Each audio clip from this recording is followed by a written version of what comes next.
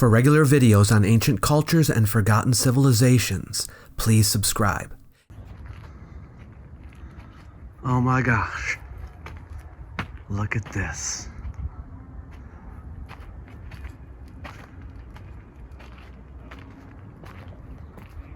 We are here in the ruins of the funerary temple of Sahura, which was part of his tomb complex.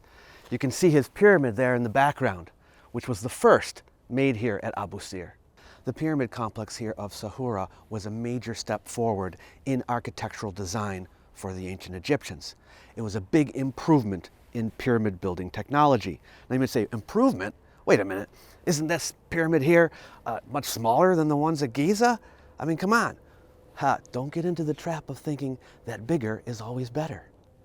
This pyramid may have been smaller than previous ones, but this was compensated for by higher quality work, greater refinement, better artistry, and more diverse types of stone. Instead of building up, they began building out. Yes, this pyramid is superior in design than the ones we find at Giza. Superior? How could you say that? Look at this one's falling apart. Those ones are still in pretty good condition. Obviously this is crumbling and everything. It wasn't made as well. No, that's not why the pyramid looks like that. It's not why a lot of the pyramids look like that.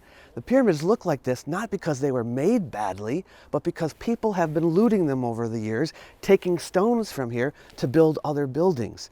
And so, depending on the convenience of the location, how short the pyramid is and how easy you can get the stones off of it, that had a lot to do with the condition of the pyramid as you see now.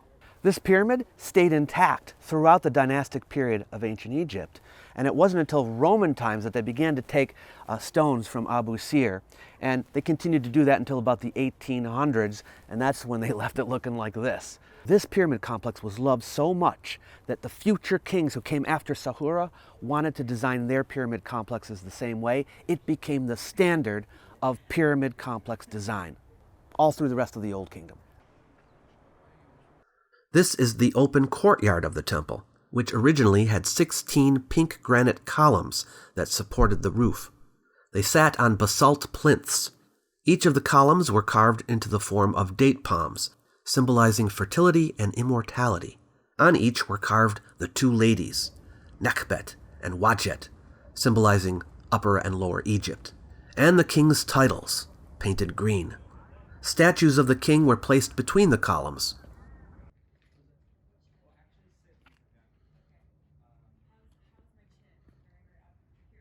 Notice the floor, which was paved with polished basalt. An alabaster offering table once sat in the center of the court. This is part of a massive granite architrave bearing the royal titles that once supported the limestone ceiling. Look how beautifully carved the hieroglyphs are. The ceiling, depicting the stars, once was painted blue and yellow. Some of the stones, which had once been hidden from view by more refined work, are only roughly shaped and still bear tool marks, such as this limestone with pick marks, and this granite with quarrying marks. This method of chiseling a series of small holes, then filling them with wood, which expands when soaked in water, is still employed to split stone today. You can also see holes made by tube drills, which were fit with dowels to attach two stone objects together.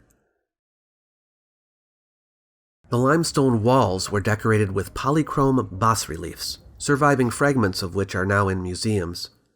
They depicted the king's military victories over his enemies, part of his sacred duties. There are also scenes of him hunting and fishing. One relief shows some bears. Bears, which were probably imported from Asia. There's a corridor that goes around the outside of the court. It too was paved with basalt and had granite lining the lower part of the wall. There were more hunting and fishing scenes here. There were about 32,800 square feet, 10,000 square meters, of reliefs in the entire complex. The mortuary temple had 4 times the quantity that were in Khufu's mortuary temple.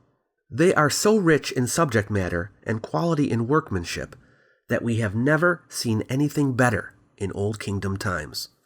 An entrance hall leads into the courtyard, which is not in the best condition. At its eastern end, it had a large granite gate.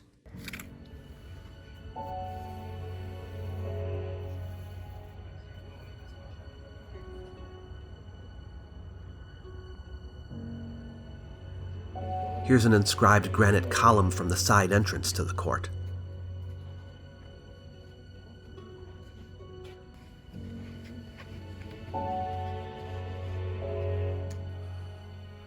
Sahura, given all life, health, and joy for eternity.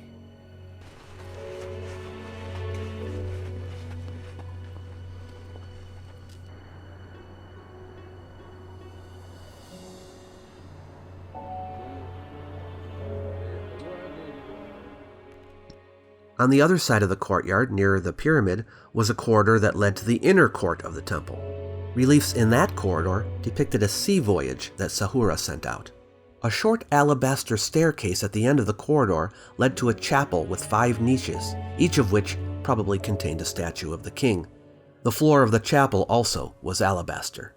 From there, a passage led to an offering hall, where the priests would present daily offerings to the deceased king. The room also had an alabaster floor and a ceiling of the starry sky. Its walls contained depictions of the gods bringing offerings for Sahura. In there, we also know, was a large granite false door, which may have been plated with gold or copper, a granite statue of the king, and a limestone offering basin that had copper pipes to drain liquids. More offering basins were found in other rooms. In fact, around 590 feet 180 meters of copper piping has been found in the remains of the temple. Did Giza have that? These are the remains of the storage rooms on the south side of the temple. Offerings and temple instruments were kept here. This is cool. Original stairs right here to a second floor, which we don't have anymore.